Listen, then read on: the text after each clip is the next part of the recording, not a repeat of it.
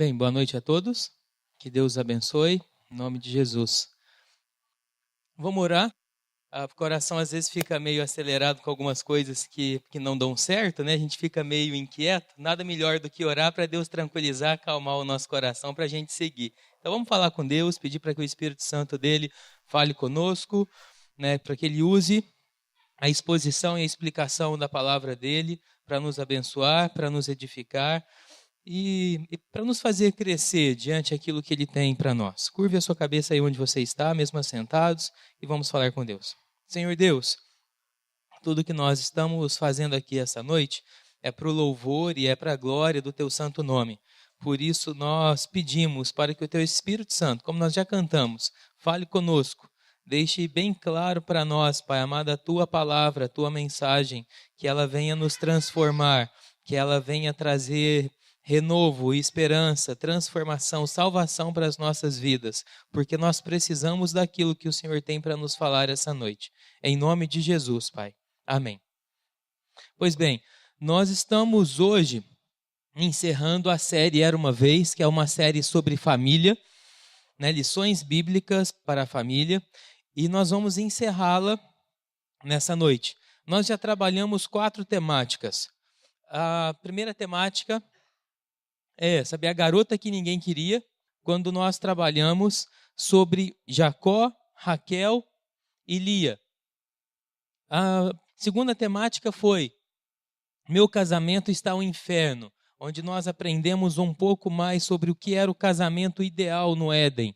Né? Sabe, como que Deus fez o relacionamento entre homem e mulher antes da queda, qual que era o padrão ideal de Deus para o casamento antes que o homem pecasse, antes que o homem se afastasse do Senhor. A nossa terceira mensagem nós falamos sobre sexualidade bíblica saudável, né? Amor é cristão e sexo é pagão. E nós vimos o quão bom e o quão prazeroso deve ser o sexo no contexto do casamento e ao mesmo tempo num contexto de muita intimidade, de muito relacionamento, de muita amizade entre o casal. E domingo passado aprendemos um pouco sobre pais e filhos, estudamos o texto de Deuteronômio capítulo 6, que é o Shema do povo judeu, e falamos sobre educação de filhos. E hoje nós falaremos sobre essa temática. É preciso amar como se não houvesse amanhã, a prática do perdão. Por que a gente vai falar sobre isso? Porque é impossível desenvolver qualquer uma dessas temáticas que nós já abordamos sobre família se não existir perdão no nosso meio. Não tem como. Não tem como. Nós precisamos aprender o que é o perdão no sentido bíblico, nós aprendemos a exercer o perdão e nós precisamos aprender a receber o perdão.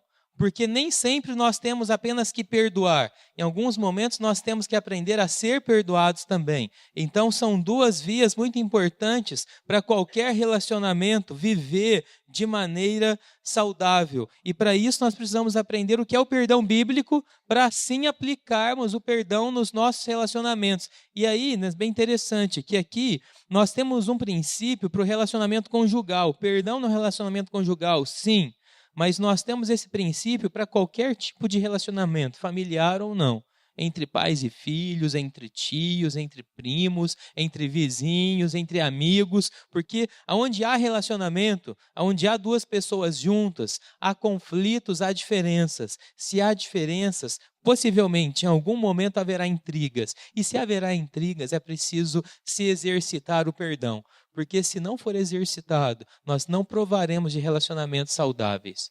Olha só, tenho certeza que, eu não sei se isso acontece só com a minha família, tá? Mas já tiveram dias que a gente tinha saído como família, tinha algum programa, tinha alguma coisa para fazer, ou mesmo que não tinha nada para fazer especial, sabe? Mas dia de ficar em casa, seja um feriado, qualquer outro dia, uma noite de ficar em casa, que porque um vacilou com o outro, um pisou na bola com o outro, sabe? Às vezes coisa pequena. E por não termos exercido o perdão, sabe, uma noite que vai embora, que se perde? Que se poderia ter feito muita coisa, poderia ter dado risada, ter brincado, ter, sabe, passeado, ter distraído, mas porque não houve perdão naquela noite, ou porque não houve perdão naquele dia, Ou porque não houve perdão no final de semana, ou na semana inteira, ou durante o mês, ou num ano. Noites, dias, fins de semana, às vezes férias, são perdidas pela falta de exercer o perdão nas nossas vidas e nos nossos relacionamentos. Quantos almoços já não perdemos por falta de perdão? Quantas noites já não perdemos em família porque o coração foi mais duro do que humilde de se pedir perdão ou de se aceitar o perdão e de passar por cima de algumas coisas e de aproveitar melhor algumas noites, finais de semana e dias em família?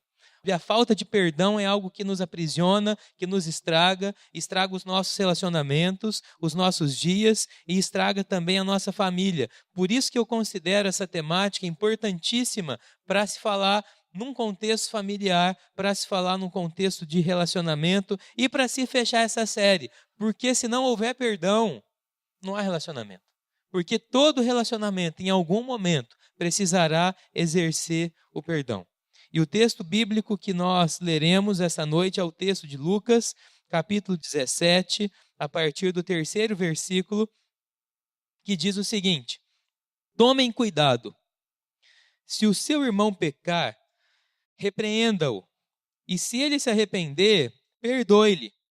Se pecar contra você 7 vezes no dia, e 7 vezes voltar a você e me disser, estou arrependido, perdoe-lhe. Os apóstolos disseram ao Senhor, aumenta a nossa fé. Ele respondeu, se vocês tiverem fé do tamanho de uma semente de mostarda, poderão dizer a esta amoreira, arranque-se e plante-se no mar, e ela lhes obedecerá. Qual de vocês, que tendo um servo que esteja arando ou cuidando das ovelhas, lhe dirá quando ele chegar do campo, vem agora e sente-se para comer?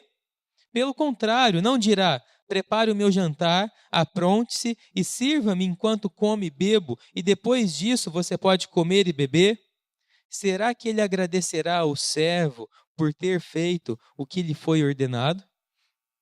Assim também vocês, quando tiverem feito tudo o que lhes for ordenado, que é um contexto de perdão, devem dizer, somos servos inúteis, apenas cumprimos o nosso dever. A caminho de Jerusalém, Jesus passou pela divisa entre Samaria e Galiléia, e aí o texto continua. Quero trazer uma citação aqui de Lewis Smith, que fala um pouco sobre o que a gente iniciou conversando sobre perdão. Ele diz o seguinte, a primeira e geralmente a única pessoa a ser curada pelo perdão é a pessoa que perdoa. Olha só, a primeira e geralmente a única pessoa a ser curada pelo perdão é a pessoa que perdoa. Quando genuinamente perdoamos, libertamos um prisioneiro e então descobrimos que o prisioneiro que libertamos éramos nós. Quando alguém falha conosco, quando alguém pisa na bola com a gente fica irado, a gente fica com raiva, a gente fica bravo, a gente fica sentido. E com isso, a gente acha que está fazendo da pessoa que errou com a gente um prisioneiro no nosso coração. Porque a gente fica com aquilo amargurado dentro do nosso coração, como se aquela pessoa estivesse presa lá dentro. Mas, na realidade, essa pessoa está vivendo a vida dela. E, às vezes, ela nem sabe que errou com você. Ou, se sabe, ela está levando a vida numa boa. E quem está sofrendo é aquele que está amargurado porque não perdoou. Por isso que esse autor diz que, quando nós aprendemos a perdoar, o primeiro e único curado a ser liberto somos nós. Porque se nós não perdoarmos, nós é que estamos presos àquela pessoa. E isso é algo tremendamente difícil de se aplicar na vida. Pode parecer fácil. Poxa, Daniel, eu até concordo com tudo isso que você está dizendo. São palavras legais, interessantes, bíblicas, verdadeiras, eu acredito nisso, mas na prática não dá para aplicar. É extremamente difícil, eu concordo. Tanto que eu concordo que os discípulos, quando Jesus falou sobre o perdão, quando Jesus falou sobre se perdoar 7 vezes, né, sabe, 7 é um número simbólico na Bíblia que implica completude, que implica algo perfeito. O que Jesus está dizendo é o seguinte, tanto do lado do pecado quanto do lado do perdão. Né? Do lado do pecado, né? Imagine a pior coisa que poderia acontecer com você. Imagine a pior traição que alguém poderia lhe causar. Imagine o pior dano que alguém poderia causar a você, né? Saber se é o pecado como se fosse o pecado 7, né? Saber o pecado cruel, o pecado grave, que talvez a gente falaria assim, nossa, se alguém fizesse isso comigo, acho que eu nunca perdoaria. Mas do outro lado, imagine o 7 como algo perfeito. Mesmo se essa pessoa, né, imaginária, fizer isso conosco, que nós pensamos, ou se ela já tiver feito, o perdão completo precisa abordar esse tipo de pecado. Então é um perdão perfeito diante de um pecado cruel. E o texto fala, se a pessoa pecar 7 vezes com você, no mesmo dia, não é na mesma semana. Se a pessoa pecar no mesmo dia, 7 vezes, você vai perdoar ela 7 vezes. E o texto de Mateus 18, 21 e 22 ainda vai além. Ele ainda fala 70 vezes 7, para não correr o risco de chegar ao seguinte, então quer dizer que eu vou contar, né? Eu vou pegar um caderninho e eu vou contar. Se Jesus disse que a pessoa pode falhar comigo 7 vezes e eu perdoar 7 vezes, eu vou contar 6 vezes. Na 7ª é a última, aí não tem perdão mais. Não, Jesus amplia essa questão e ele, ele amplifica dizendo o seguinte, não são apenas 7 vezes, mas 70 vezes 7, no mesmo dia. Isso quer dizer, é algo perfeito, é algo pleno, é algo que tem que ser perdoado em qualquer situação. E por que é um desafio? Né? E como que os discípulos, né, escutam isso e como que os discípulos respondem a esse mandamento do perdão? Ele diz o seguinte, Senhor, é tão difícil que nós precisamos que o Senhor aumente a nossa fé, porque não dá para perdoar. Eu não tenho fé suficiente para perdoar aqueles que me ofendem. Eu não tenho capacidade humana, porque o Senhor não sabe o que já fizeram comigo. O Senhor não sabe como já me traíram. O Senhor não sabe como que já pisaram no calo do meu pé. O Senhor não sabe o que eu já sofri na minha vida. O Senhor não sabe, então é extremamente difícil perdoar da maneira que o Senhor está pedindo. Para eu conseguir perdoar dessa maneira, Senhor, aumente a minha fé. Eu quero passar um videozinho curto para vocês que exemplifica um pouco esse princípio. Acompanhem comigo. Aqui é uma sentença, é um julgamento de um homem que teve a sua filha assassinada por um outro rapaz. Eu queria que você prestasse bastante atenção na fala do pai que perdeu a sua filha para o assassino que estava diante dele ali naquele julgamento. Preste atenção. Ele só mostrou emoção uma vez, quando as famílias das vítimas fizeram declarações durante o julgamento. Mr. Ridgway, you've made it difficult to live up to what I believe, and that is what God says to do, and that's to forgive. And he doesn't say to forgive just certain people, he says to forgive all. So you are forgiven, sir. Acho que a fala desse pai que mais me chamou a atenção foi: você tornou mais difícil o mandamento que o Senhor me deu de perdoar todas as pessoas. Porque eu acho que eu já perdoei pessoas que vacilaram comigo em coisas menores, mas eu nunca imaginei que eu pudesse perder minha filha assassinada. E ao você fazer isso, você tornou a prática do perdão cristão mais difícil para mim. Mas como eu entendo que o Senhor me mandou perdoar, eu te perdoo. E por isso que os discípulos, quando são confrontados com Jesus sobre o perdão, eles pedem, aumente a minha fé. Porque eu não consigo imaginar, o que é ter um filho, ou uma filha assassinada por alguém. Eu não consigo imaginar como é aplicar este texto num contexto como esse. De fato é preciso muita fé. De fato é preciso muita graça de Deus para se aplicar. Se num contexto como esse é difícil, nos nossos contextos familiares, menores, pessoais, também não é nada fácil. Então os apóstolos disseram ao Senhor, aumente a nossa fé para que possamos cumprir esse desafio do perdão. Mas uma outra palavra de Jesus, e aí por isso que eu destaquei aí, é: tomem cuidado. Ele está falando de uma maneira muito pessoal para com os discípulos. Por quê? Porque geralmente O pecado do outro é mais grave do que o nosso pecado. E Jesus está falando assim, você, tome cuidado. Porque quando a gente ouve falar sobre perdão, sobre pecado, a gente tem uma tendência de pensar assim, puxa, fulano de tal tinha que estar aqui hoje para ouvir. Por que aquela pessoa não veio? Ela tinha que estar ouvindo sobre isso, porque ela tem que aplicar isso. Aquele coração amargurado, aquele coração rancoroso era que tinha que ouvir isso. E Jesus está dizendo o seguinte, tomem cuidado, vocês discípulos. Você que está aí sentado. Porque geralmente quando a outra pessoa peca com a gente, é um pecado grave, mortal, cruel, digno de morte. E se a gente peca na mesma coisa, é algo simples, relevante, vamos simplesmente passar por cima. Porque o pecado do outro é sempre maior do que o nosso pecado. E aqui ele está dizendo o seguinte, gente, tomem cuidado, é algo sério. O nosso pecado é tão grave quanto o pecado do outro. Nós precisamos tanto de perdão quanto o outro também precisa. Então nós precisamos estar atentos a isso, ao desafio do perdão, a dificuldade dele e a pessoalidade para nós sobre também do pecado.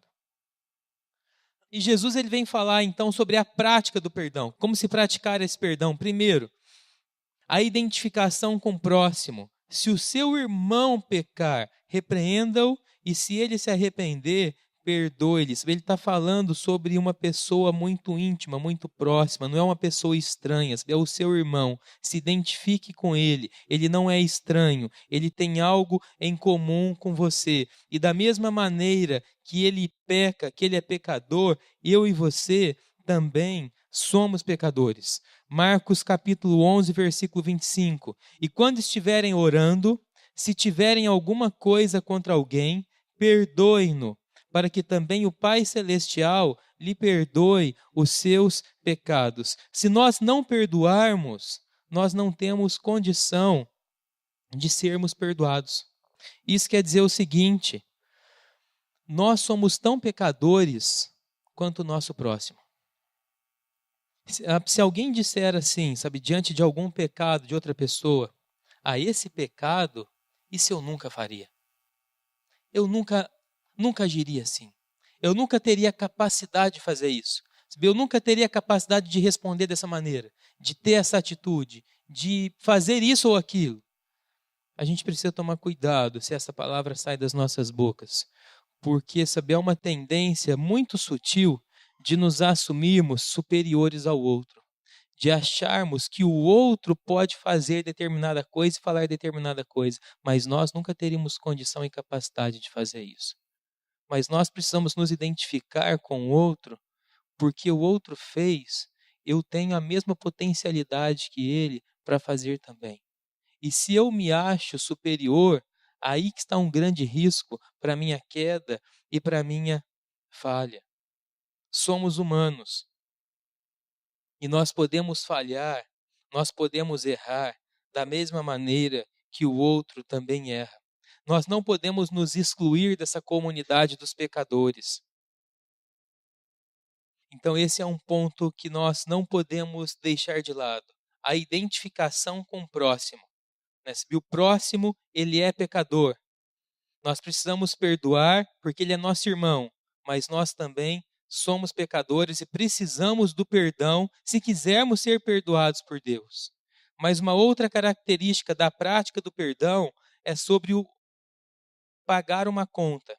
Se o seu irmão pecar, repreenda-o, e se ele se arrepender, perdoe-lhe. E a expressão aqui perdoar significa o seguinte, liberar uma pessoa de uma dívida. Gente, dívida é uma coisa que não some, alguém tem que pagar. Tem um vídeo que eu assisti no YouTube uma vez, se eu não me engano, daquela equipe do Porta dos Fundos, de um jovem que ele sempre morou na casa dos pais, em determinado momento ele vai morar sozinho.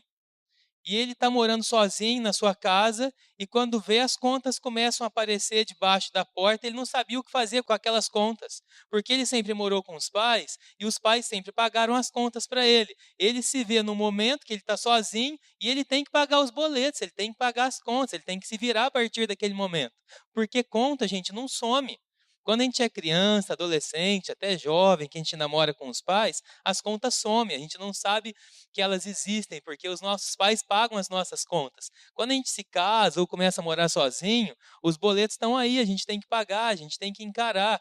Conta não some, dívida não some, dívida tem que ser paga. Conta tem que ser paga. Então, se alguém falhou com a gente, se alguém tem uma dívida com a gente, essa dívida tem que ser paga por alguém. A questão é, quem vai pagar a conta? A pessoa que vai pagar ou a gente vai assumir? A gente vai forçar a pessoa que falhou conosco a pagar essa conta ou a gente vai perdoar a dívida e a gente assumir a conta e o prejuízo que essa pessoa nos causou? Eu estou falando de conta, mas não implica apenas dívida financeira. Pode implicar dívida financeira também, né? De alguém bater no nosso carro, estragar alguma coisa nossa, assumir alguma coisa nossa, essa pessoa quer retribuir, vai pagar aquilo que ela estragou, que perdeu, que aconteceu. E se nós decidimos perdoar, nós vamos falar o seguinte: não precisa devolver, não precisa comprar outro, não precisa consertar, deixa que eu pago. Mas alguém tem que pagar. Mas existem outras dívidas: alegria, reputação, pessoas que podem ter, né, manchado a nossa reputação, que podem ter aparentemente roubado alguma oportunidade de emprego, de qualquer outra coisa. Pessoa que pode ter roubado uma pessoa, né, da gente, seja por conta de um acidente como esse que a gente viu, de algum relacionamento, não sei. Mas fato é que pessoas vacilam conosco constantemente e têm débito conosco constantemente. E a questão é, ou a gente paga, ou a gente faz essa pessoa pagar. E geralmente a gente quer fazer essa pessoa pagar. De 3 maneiras. Acompanhe comigo. Primeiro, ferir essa pessoa diretamente. Se a pessoa puxou o meu tapete, eu vou puxar o tapete dela. Se a pessoa me feriu, eu também vou feri-la. Gente, você ouviu uma história que parece história de filme, né? Parece história de mentira, que um pastor me contou porque ele estava envolvido nessa história. Casal, prestes a casar, e tudo pronto, tudo pronto. E a noiva, na semana do casamento, decide cancelar o casamento. Tudo pronto. Ela decide cancelar o casamento. Foi embora, né? Separaram, cancelaram tudo. Depois de um tempo, eles voltaram, sabe? Ela pediu para voltar e ele topou voltar. E voltaram a namorar, voltaram a sonhar com casamento. No dia do casamento, cadê o noivo? Estou falando sério. Parece brincadeira, mas o noivo não apareceu. Sabe por quê? Porque ele quis ferir. Porque ele quis que ela pagasse a conta. Porque ela quis que ela pagasse aquilo que ela havia feito com ele. É cruel. E essa é uma maneira de fazer o outro pagar. O outro me feriu, eu preciso feri-lo de alguma maneira. Isso é vingança. Isso é querer fazer justiça com as próprias mãos. Isso é coração rancoroso, amargurado, que não prova de perdão. Mas tem outra maneira também, que é de ferir indiretamente. Aí a gente fere a reputação do outro. A gente fofoca sobre o outro. A gente critica sobre o outro. A gente fala do outro para os outros, porque a gente não tem coragem de ferir diretamente, mas indiretamente a gente quer ferir. E a gente faz isso. E lá no fundo a gente acha que está bem, que está saindo por cima, porque o outro está sendo prejudicado. Ou tem uma terceira maneira, que é de criar raízes no nosso próprio coração. A gente vai se lembrar sempre do que o outro fez, a gente vai alimentar aquilo, as raízes de amargura vai começar a entrar no nosso coração, e mesmo que a gente não faça nada diretamente ou indiretamente, se algum dia alguma coisa der errado com aquela pessoa, a gente vai vibrar. queria mesmo que aquilo tivesse acontecido. Queria que aquilo não tivesse dado certo. Que bom. É uma maneira de cobrar. Seja diretamente, seja indiretamente, ou seja lá no nosso coração, se alegrando quando aquela pessoa se dá mal. Quando alguma coisa não vai bem para aquela pessoa. Sabe qual que é a consequência disso? E a curto prazo a gente até prova de alegria. Pô, aquela pessoa se deu mal, consegui. Mas a longo prazo, nosso coração só se amargura, só fica endurecido, só fica ressentido, fica cada vez mais rancoroso. Isso traz até doença, traz até enfermidade para a gente. Se for atrás de vingança, você quer pagamento, você quer que a pessoa pague aquela dívida. Mas se nós perdoarmos, a longo prazo, nós teremos liberdade e alegria. Lembre-se que aquele que perdoa é o primeiro a ser curado e viver de maneira livre. Porque perdão, a própria palavra já fala, implica perda. A gente tem que perder para perdoar. E aí está a dificuldade. Porque o nosso coração orgulhoso nunca quer sair perdendo. O nosso coração orgulhoso sempre quer sair ganhando. E na ânsia de sair ganhando, a gente detona o nosso coração, os nossos relacionamentos e às vezes a nossa família. Vamos continuar? Vamos falar sobre o propósito do perdão. Um dos, né? A gente já falou sobre alguns. Mateus 18:15. Se o seu irmão pecar contra você, vá e a sós com ele, mostre-lhe o erro. Se ele o ouvir, você ganhou o seu irmão. Perdoar não é concordar com o erro da pessoa. Tá? Isso tem que ficar claro. Se a pessoa falhou, ela falhou, tem erro, e perdoar não é concordar com o que ela fez de errado. Por isso que um dos propósitos do perdão é ganhar a outra pessoa. Agora imagine, se essa pessoa falha comigo ou com você, e na hora sobe o sangue para a cabeça, e a gente não está preocupado em perdoar, a gente está preocupado em pagar, em retribuir de alguma maneira. O que a gente faz? A gente fica irado, a gente fica nervoso, a gente grita, a gente xinga, se for filho, se for o caso, a gente bate, a gente repreende, porque a gente precisa retribuir de alguma maneira o erro. A gente está gerando crescimento na outra pessoa, ou a gente está afastando mais ainda essa pessoa de nós? Um dos propósitos do perdão é ganhar o irmão. Por isso que o perdão, e aí está uma das maiores dificuldades dele, precisa vir antes, mesmo da pessoa nos pedir perdão. Por isso que perdão é uma decisão. Porque eu perdoo antes de corrigir. Eu perdoo antes de repreender.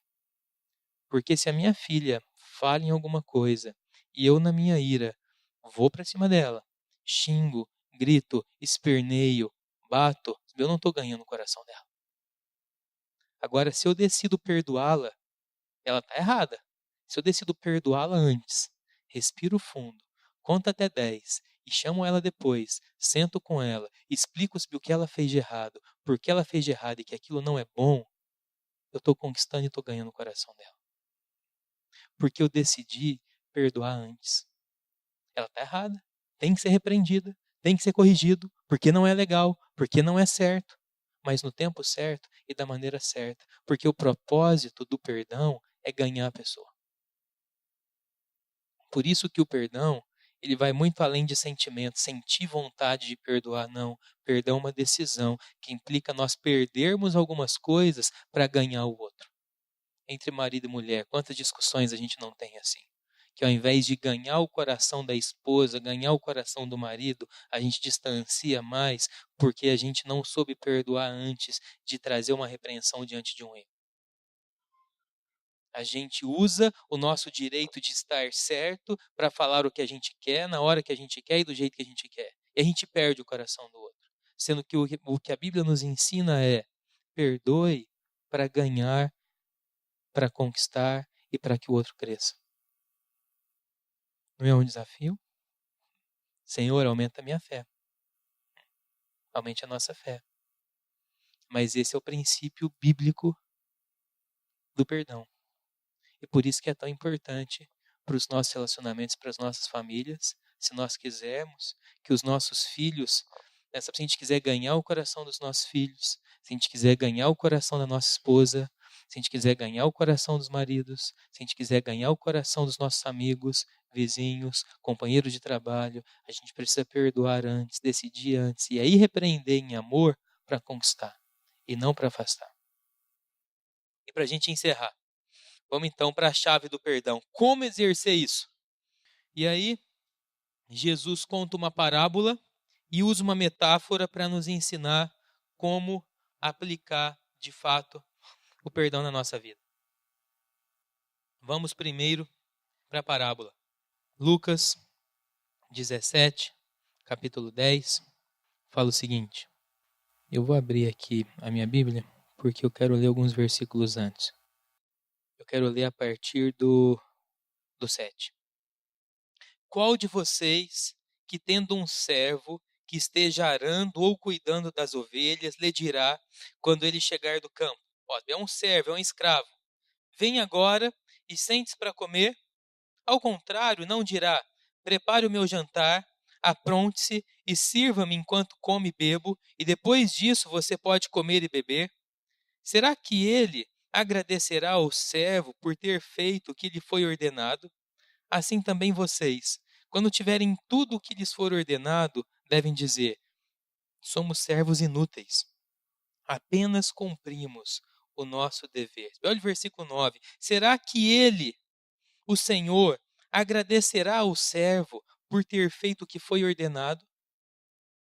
É interessante a gente ver qual é o contexto que é usada essa palavra servo, escravo. O escravo, o servo, se ele devia alguma coisa, se ele não tinha como pagar, duas coisas podiam acontecer com ele. Primeiro, ele poderia ir para a cadeia e apodrecer lá, porque ele não tinha como pagar, ele vai preso e fica preso até morrer. Segundo, ele poderia trabalhar pela sua dívida. Eu vou trabalhar e vou pagar pela dívida que eu tenho. Você vê aquela piadinha que a gente faz, vai no restaurante, se não tiver dinheiro para lavar, a gente vai lavar o prato. Mais ou menos isso.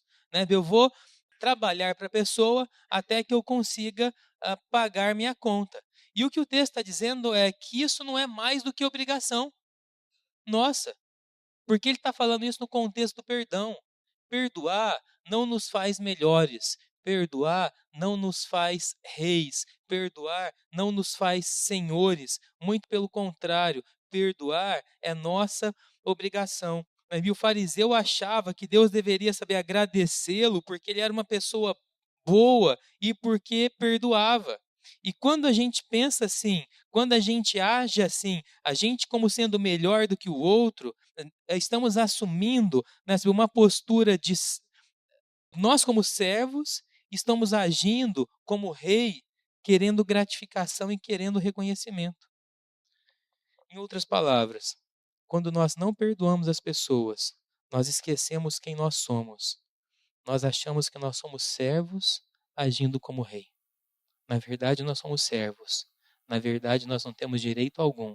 Na verdade, nós precisamos do perdão. E nós somos tão pecadores quanto aquele que falhou com a gente. Nós não somos nem um pouquinho melhor. Quando a gente se acha superior ao outro e a gente não perdoa, a gente está sendo rei no lugar de servo. Se não perdoar, eu estou me assentando na cadeira dele. E quem sou eu para falar o que essa pessoa merece ou não merece? Eu sou tão pecadora quanto ela. Eu sou tão pecadora quanto ele. Eu tenho uma citação aqui do pastor Tim Keller falando sobre isso. Ele diz o seguinte: a maneira mais bela do servo deixar de agir como rei é enxergar a beleza do rei que se tornou e agiu como um servo. Quando a gente não perdoa, a gente quer ser como rei.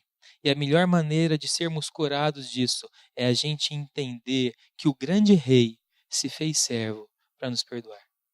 Quando a gente entende, meu irmão e minha irmã, que o grande Senhor do universo, o Criador de todas as coisas, o Deus único, digno de receber toda a honra, toda a glória, todo o louvor, que não nos deve nada, Deus não deve nada para mim, Deus não deve nada para você. Em Gênesis 3, o nosso orgulho nos fez andar longe de Deus. E quando a gente entende que Ele se fez servo para nos perdoar, isso deveria quebrar o nosso coração e quebrar todo o orgulho de nos achar superiores aos demais. e nos fazer mais humildes, sabe, nos fazer mais quebrantados, sabe, nos fazer menos rancorosos, menos amargurados, menos bravos, inquietos, irritados e mais amorosos e perdoadores. Porque quando nós agimos no contrário disso, nós somos como servos querendo nos assentar no lugar do rei. Isso é problemático, porque isso limita a nossa própria compreensão do Evangelho, de saber quem nós somos, pessoas fracas, pecadoras e necessitadas da graça de Deus, e quem Deus é, um Deus grande, amoroso, que se fez pequeno, que se fez servo para nos perdoar. A maneira mais bela do servo deixar de agir como rei é nós compreendermos a beleza do rei que se tornou um servo, que é entendermos o Evangelho. Isso é a parábola que Jesus conta, mas no mesmo sentido, ele usa uma metáfora, também no contexto do perdão. E ele respondeu: já que vocês estão pedindo para aumentar a fé, se vocês tiverem fé do tamanho de uma semente de mostarda, se vocês já viram uma semente de mostarda, ela é muito pequenininha, muito pequenininha. Se vocês tiverem uma fé muito pequena, minúscula, vocês poderão dizer a esta moreira: arranque-se e plante-se no mar, e ela lhes obedecerá. Quem já viu isso acontecer, gente? Eu nunca vi. Você viu uma moreira sair de um lugar e ser plantada no mar. Porque é algo impossível de acontecer, não é? É algo impossível. Imagina, ainda mais através da voz de um homem e uma mulher como nós. A moreira, sai daqui e vai para o mar. Bum! Isso é impossível. Os discípulos disseram que perdoar é impossível. Se vocês tiverem uma fé pequenininha, é possível perdoar. É possível fazer o que vocês acham que é impossível. Se vocês crerem só um pouquinho no Evangelho, se vocês crerem só um pouquinho no que o grande rei fez por vocês, se vocês entenderem minimamente que o Senhor Criador de todas as coisas, que o grande e maravilhoso Deus, que te ama, se fez homem para te servir, para te perdoar, para te dar uma nova chance, não para te julgar, não para te acusar, não para te detonar, não para te afastar dele, não para te ferir, mas para te abraçar, para te acolher, para te restaurar, para te amar. Se você entender só um pouquinho isso, ficará muito mais fácil. Será possível fazer o impossível, que é perdoar o seu próximo. Mas enquanto a gente não entender o Evangelho, a gente nunca vai conseguir perdoar o nosso próximo. A gente nunca vai conseguir perdoar os nossos pais. A gente nunca vai conseguir perdoar a esposa, o marido, os filhos, o vizinho, o amigo, a amiga, porque a gente sempre vai se achar superior a eles. A gente sempre vai tentar sentar no lugar do rei enquanto a gente é servo. A gente sempre tentará a vingança, querendo o ruim para o outro, o péssimo para o outro, o prejudicial para o outro, porque nós não entendemos que nós somos tão pequenos quanto a Ele. E se a gente tiver um pouquinho só de fé, só uma mínima compreensão do que Ele fez, a gente vai poder fazer o impossível, que é perdoar. Uma última citação para a gente encerrar. O pastor Philip Yancey, ele diz o seguinte: apenas a experiência de sermos perdoados capacita-nos a perdoar os outros. Quando nós provamos do perdão de Deus, nós podemos perdoar uns aos outros. Quando nós provamos do amor, do aconchego, da maravilhosa graça de Deus, isso nos capacita a perdoar os outros. Por isso que é tão difícil e aparentemente impossível. Mas se nossa fé for pequenininha no amor dele, ele vai nos capacitar a isso. Como está seu coração diante do perdão? Quem você precisa perdoar? Se você puder, hoje, não amanhã, para quem você precisa fazer uma ligação, ou chamar para conversar, para pedir perdão por algo que você fez. Ou, mesmo que essa pessoa não te peça perdão, quem você precisa perdoar hoje? E mesmo que você não fale para ela que você a perdoou, mas no seu coração você decida perdoar. Quem já te machucou? Quem já te magoou? Talvez de uma maneira cruel, como foi com aquele pai, e que essa marca está no coração até hoje, e você precisa perdoar. Porque às vezes dias, semanas, são perdidas de alegria, de bênção, de renovo, de, desfrutar coisas belas com essa pessoa, estão sendo perdidas por falta de perdão. Ou podemos estar vivendo aprisionados, amargurados, irados, carrancudos, cara feia, sempre reclamando, sempre achando tudo ruim, sempre triste, sempre para baixo. E às vezes a gente não sabe o porquê, é porque falta perdão. É porque falta provar do perdão de Deus e falta perdoar o próximo. Entenda que o Senhor se fez carne, o Rei se fez servo para te perdoar. E uma mínima compreensão disso vai me ajudar e vai te ajudar a perdoar quem a gente precisa perdoar. E só assim nós teremos relacionamentos saudáveis. Só assim nós teremos relacionamentos sadios. E que o Senhor nos ajude e aumente a nossa fé em nome de Jesus. Vamos ficar em pé para a gente cantar? A gente vai cantar perdão e graça. Que a gente precisa de perdão e a gente precisa de graça. Enquanto o grupo de louvor vem aqui à frente, eu queria que você pensasse aí no seu coração. 2 coisas. Primeiro, 3 coisas. Primeiro, eu já entendi o que Jesus fez por mim. Já entendi que Ele é o Rei, que Ele é o grande, maravilhoso Pai e veio ao meu encontro como servo para me perdoar. Isso faz parte da minha compreensão, da minha vida. Segunda coisa para você pensar e orar. A quem eu preciso perdoar? Mesmo que essa pessoa não mostre arrependimento, mesmo que essa pessoa nunca tenha me pedido perdão, a quem eu preciso perdoar? E mais, será que eu preciso me humilhar? Será que eu preciso ter uma postura de quebrantamento, de humilhação e pedir perdão para alguém essa noite, hoje, sem deixar para amanhã? Porque se a gente deixar para amanhã, a gente vai passar por cima disso e vai esquecer. E se Deus tem falado ao seu coração isso, para que você peça perdão a alguém, faça ainda hoje. Se for possível ligar, a gente tem tantas maneiras de fazer isso, né? Pessoalmente, por telefone, mas não deixe essa oportunidade passar. Porque é algo terapêutico, é algo que traz cura, é algo que traz libertação para o nosso coração. Vamos orar e depois a gente vai cantar essa canção. Senhor Deus, a gente é muito grato pelo seu grande amor por nós. Nos perdoe, Pai, porque nós somos tão miseráveis, tão pecadores, tão fracos, tão frágeis. Nos achamos tão grandes, Pai. Nós crescemos quando outros erram com a gente. E nós nos fazemos de certo quando a gente erra com os outros, a gente minimiza os nossos erros. Isso é orgulho, Pai. Eu peço perdão por isso, que o Senhor nos perdoe, que o Senhor nos traga uma consciência real de quem nós somos. Pessoas frágeis, limitadas, humanas, pecadoras, tão ruins quanto todo mundo, Pai. E por isso que a gente precisa da graça e do perdão do Senhor. Por isso que a gente agradece Jesus, que veio para nos perdoar. Veio para nos lavar de todo e qualquer pecado. Muito obrigado pelo sangue de Jesus. Que esse evangelho, que essa mensagem da cruz nos ajude, Pai, a termos humildade para perdoar o nosso próximo. Nos ajude a perdoar aquele que tem nos ofendido. Nos ajude a pagar essa conta, em nome de Jesus. Mas nos ajude a sermos perdoados também, Pai, para a glória do Teu santo nome. Que o Senhor traga cura para a Tua igreja essa noite. Em nome de Jesus. Amém.